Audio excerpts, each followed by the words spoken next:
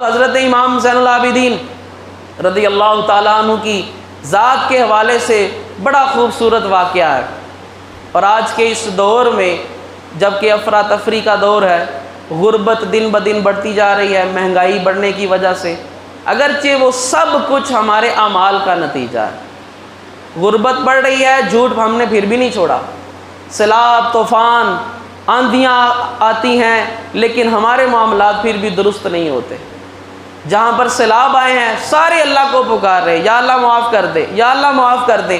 سیلاب جائے گا، ساری مسجدیں پھر بھی نہیں بھریں گی، دھوکہ اس زمین سے ختم پھر بھی نہیں ہوگا۔ یہ ہماری حالت ہے۔ خود رب نے قرآن میں بیان کی ہے، جب مصیبت آتی ہے انسان لمبی لمبی دعائیں مانگتا ہے، جب مصیبت چلی جاتی ہے کہتا ہے کون سی دعا، کون سا رب، کیا کرنا ہے، پھر وہی بات۔ اور جب بندہ پکے سچے دل کے ساتھ توبہ کرتا ہے اور رب تعالیٰ اس مصیبت سے کسی قوم کو نکالتا ہے تو پھر رب تعالیٰ اسے اس آزمائش میں نہیں ڈالتا اگر وہ اپنی توبہ پر ثابت قدم ہو۔ یہ ہماری جھوٹی باتیں ہیں، یا اللہ معاف فرما دے، جا کر کام پھر وہی کرنا جو کل کیا تھا، یا اللہ اس عذاب کو دور کر دے، میں بھی ابھی دعا کروں گا، یا اللہ ان بارشوں کو ہمارے لیے رحمت بنا دے، یا اللہ اس عذاب کو ہم سے دور کر دے، لیکن ہمارے اعمال درست نہیں ہوں گے، معاشرے سے برائیاں پھر بھی ختم نہیں ہوتی، وہ وہیں کی وہیں ہیں۔ تو غربت کی وجہ سے اور اس دور میں مہنگائی کی وجہ سے یہ آپ کا عمل ہمارے لیے بڑا ایک قابل تقلید ہے۔ اور پچھلے دنوں میں غالباً 10 اگست کو فیصل آباد میں بھی ایک واقعہ ہوا جس میں ایک باپ نے اپنی 2 بچیوں کو ذبح کر کے خود بھی خودکشی کر لی کہ غربت کی وجہ سے گھر کا کرایہ وہ 1.5 لاکھ تک پہنچ گیا تھا اور اس کے پاس کوئی کام کاج نہیں تھا، تو اس نے اپنی بچیوں کو بھی ذبح کیا اور خود بھی اس نے خودکشی کر لی۔ اب یہ جو اس کا معاملہ ہے اس کا اور رب کا معاملہ ہے، رب بہتر جانتا ہے وہ کتنا مجبور تھا، کس مقام پر تھا۔ ہمیں اللہ سے یہ دعا کرنی چاہیے اللہ ہمیں ایسے وقت سے محفوظ رکھے، اللہ عزت کی زندگی دے، موت بھی عزت کی عطا فرمائے، اسلام پر زندگی دے، موت بھی اسلام پر عطا فرمائے۔ اب امام زین العابدین رضی اللہ تعالی عنہ آپ کے دنیا سے چلے جانے کے بعد مفسرین اور مورخین فرماتے ہیں کان ناس بالمدینہ یعیشون لا یدرون من این یعیشون ومن یؤتیہم۔ جب سیدنا امام زین العابدین رضی اللہ تعالیٰ عنہ حیات تھے، آپ زندہ تھے، مدینہ منورہ کے جو غریب لوگ ہوتے تھے رات کے وقت آ کر کوئی ان کے گھر میں راشن پھینک جایا کرتا تھا، اور اتنا عرصہ اتنے سال ان کو پتہ ہی نہیں تھا ہمارے گھر میں راشن آتا کہاں سے ہے، ہمارا ضرورت کا سامان آتا کہاں سے ہے۔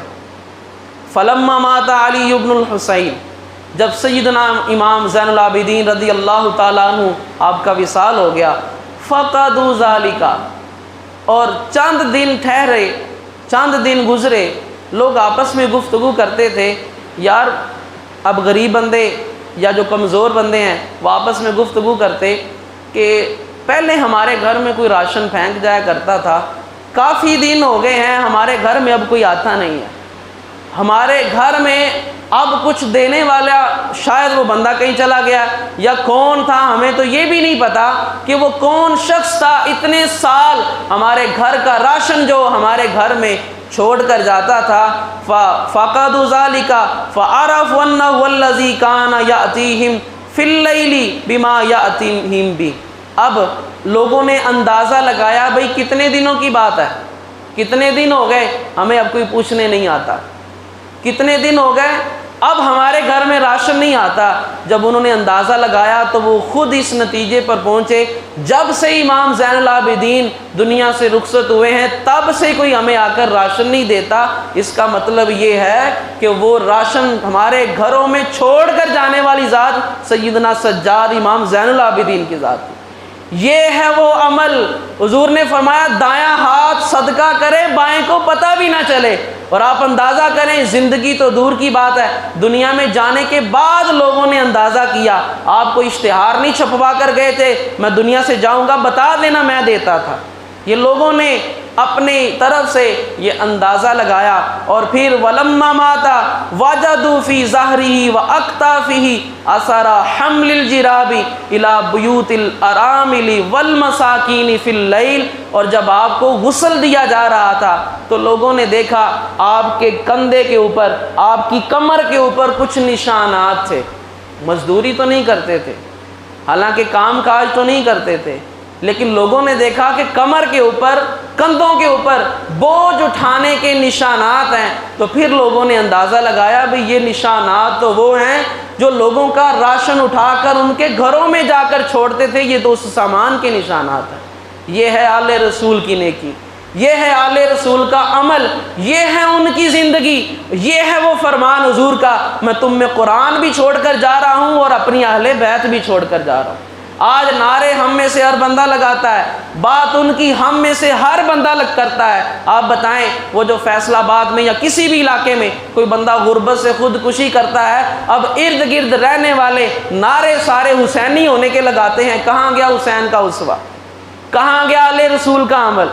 کہاں گیا؟ اور یہ نماز، اس کی کیوں پابندی کا کہا جاتا ہے؟ اب نماز، ہر عمل اسلام کہتا ہے چھپ کر کرو، نماز کہتا ہے سب کے سامنے آ کر پڑھو۔ کیوں کہتا ہے؟ جب آ کر سب اکٹھے ہو کر نماز پڑھیں گے، ایک دوسرے سے ملیں گے، ایک دوسرے کو دیکھیں گے، پتہ ہوگا بھئی کون کس حالت میں ہے۔ یار اس کی حالت بڑی خراب ہے، اس بیچارے نے، میں نے جب بھی ہفتہ ہو گیا نماز پڑھتے آتے دیکھ رہا ہوں، اس نے ایک ہی سوٹ پہنا ہے، لگتا ہے اس کے پاس کوئی لباس نہیں ہے۔ اس اپنے مومن بھائی کے گھر میں جائیں، پتہ کریں وہ کس حالت میں ہے۔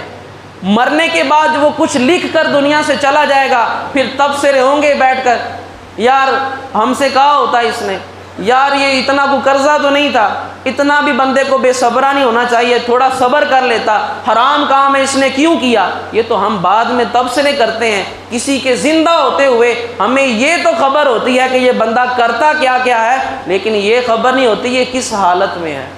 یہ ہمیں درس دیا ہے، یہ ہمارے لیے عمل چھوڑ کر گئے ہیں۔ حضور کی آل کا یہ عمل تھا۔ آج نام تو ہماری زبانوں پر ہے، لیکن یہ عمل کس نے کرنا ہے؟ ہمارے لیے کر کے گئے، ہمارے لیے یہ عمل چھوڑ کر گئے، ہمارے لیے اپنی مثالیں بنا کر گئے کہ وہ قرآن جو اللہ کے محبوب نے تمہیں کہا حبل اللہ المسدود، یہ اللہ کی رسی ہے جو آسمان سے زمین پر لٹک رہی ہے، جب تم نے اس رسی کو تھامنا ہے، اس پر عمل کیسے کرنا ہے ہم تمہیں بتاتے ہیں، اس پر عمل کیسے کرنا ہے۔ قرآن میں رب نے کہا سجدہ کرو اس رب کی ذات کو، تمہیں حسین بتا کے جائیں گے سجدہ کرنا کیسے ہے۔ رب فرماتا ہے قرآن کی تلاوت کرو، قرآن کو پڑھو، زیادہ سے زیادہ پڑھو، تمہیں حسین نیزے پر چڑھ کے بھی بتائے گا قرآن پڑھنا کیسے۔ اس حسین رضی اللہ تعالیٰ عنہ کا نام لینے والا بندہ سارا سال قرآن نہ کھولے، وہ کس بات کا حسینی ہے؟ امام عالی مقام کا نام لے کر تڑپ جانے والا بندہ سارا سال نماز کا ایک سجدہ نہ کرے، وہ کس بات کا حسینی ہے؟ یہ صرف نام تک ہم محدود ہیں، نام لینے تک ہم محدود ہیں، لیکن عمل ہمارے پلے کچھ بھی نہیں ہے۔ اور ان کی زندگی، ان کی زندگیاں، ان کی سارے اعمال، ان کی سیرت وہ کس لیے تھی؟ وہ ہمیں بتانے کے لیے تھی۔ ہمارا نام اگر لینا ہے تو ہمارے نقش قدم پر بھی چلنا ہے۔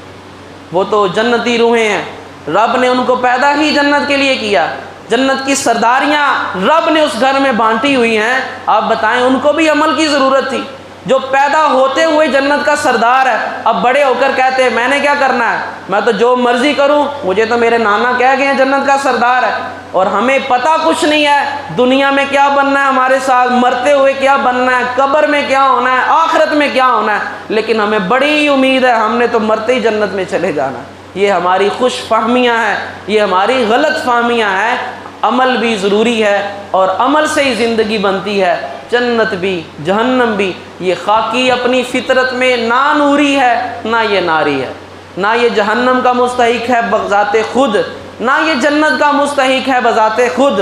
اس کا عمل ہی اس کو جنت میں بھی لے کر جائے گا یا جہنم کی طرف لے کر جائے گا۔ اللہ رب العزت کی بارگاہ میں دعا ہے رب تعالی ہم سب کو آقا علیہ الصلوۃ والسلام کی ان پاک آل کی محبت بھی عطا فرمائے، اور ان کے نقش قدم پر چلنے کی ہمیں ہمت اور توفیق بھی عطا